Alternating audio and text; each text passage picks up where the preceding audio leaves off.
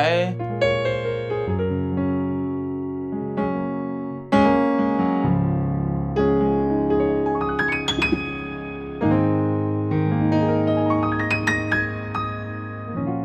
Hello guys, in this lesson we'll be looking at another simple yet amazing arpeggio to add to your repertoire really. So in this lesson we'll be looking at what I call the open Sus2 arpeggio, right? Open Sus2 arpeggio. So if this is your first time joining us here, this is Piano with Kingsley, where we aim to help you excel with ease regardless of the level you're on. I target beginners, intermediates, intermediate to advanced. Everyone can pick something with the simple things that we learn on this channel. So if you're interested in that sort of stuff, improving your piano play, adding fills and nice things to your sound, then definitely hit the subscribe button and the notification bell so you don't miss all the videos that I post weekly. As always, put your questions in the comment section below because they help me know exactly what you want to learn so I can tailor my lessons for you. All right, without much talking, let's get right into the lesson.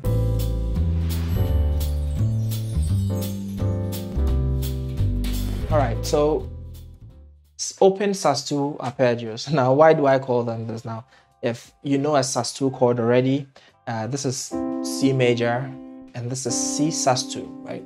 A Sus2 chord, the formula is 1, 2, and 5. All right, now how do I make this open? So I just make it open by doubling up on the fifth, right? So I'm gonna play like a 5, 1, 2, 5, pretty much. All right, and I'm playing this on C. Okay, so all right, now that's how an open Sus2 chord sound arpeggio sounds like. Okay, so without the pedal. So now you might see it changing to certain chords here and there. This is because sometimes until you hit the final chord you don't really get it, or sometimes your fingers might hit something else, but generally it will sound like that, right? So okay, perfect. Now how do I play this? Now this is very similar to what we did with the regular triads, right? So all you're doing is playing 5, 1, 2, 5 and repeating it all over the keyboard, right? All right, good. So let's try that.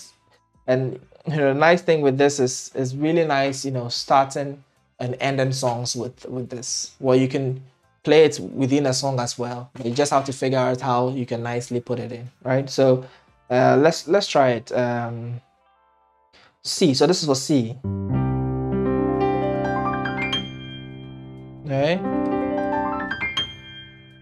Let's try for C sharp. So this is how you're going to practice. You're just going to do you play the chord in reverse. Okay, left hand is going like this, left hand is going up 1, 5, 1, and the right hand is going reverse. It has a nice effect to it. So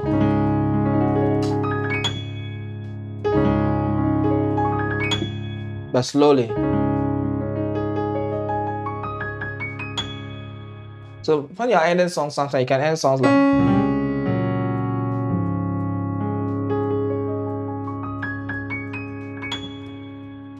Okay, beautiful, right? You can start songs like that. And the singer starts singing, right? D.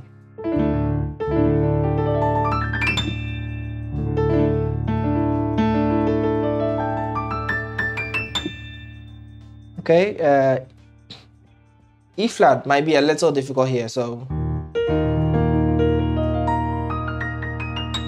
it's a lot difficult there to play it and execute throughout. E.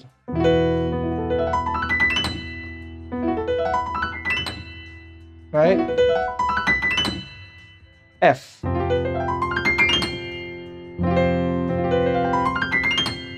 F sharp.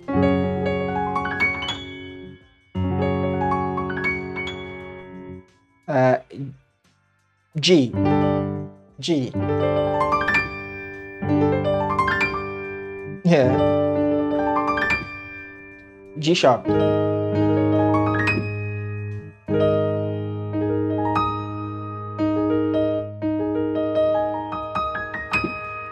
A. Faster. B flat. Let's slower. Faster.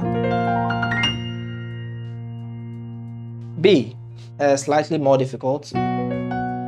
So you might want to use a two-handed version to play this one. So alright, the same open Sus2 you're gonna play. It's a lot easier for the B. Okay. Yep. And then back to C.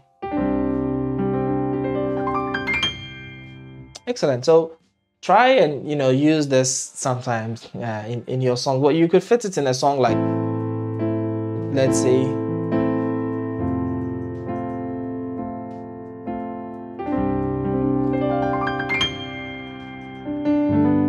See what I did there? I played that arpeggio on the C chord. So let's try it. Slow it down.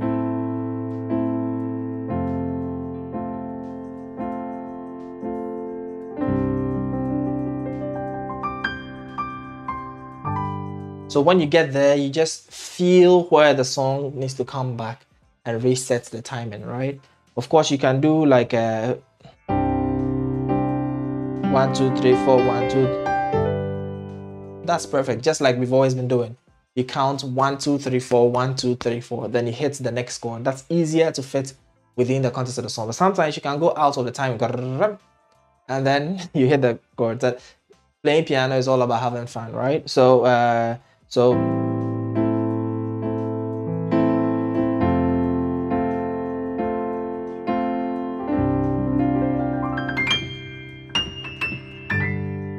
okay, if you play it in the key of C sharp, so don't be stuck to one key, right?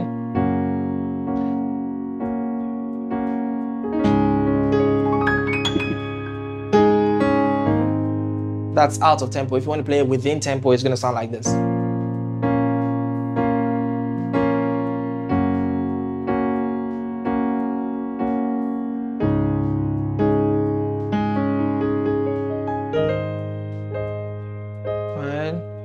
And you could do it on the G A flat as well.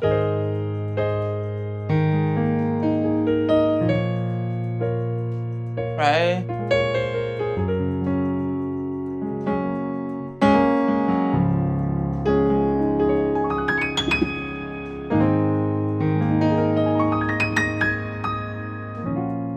Okay.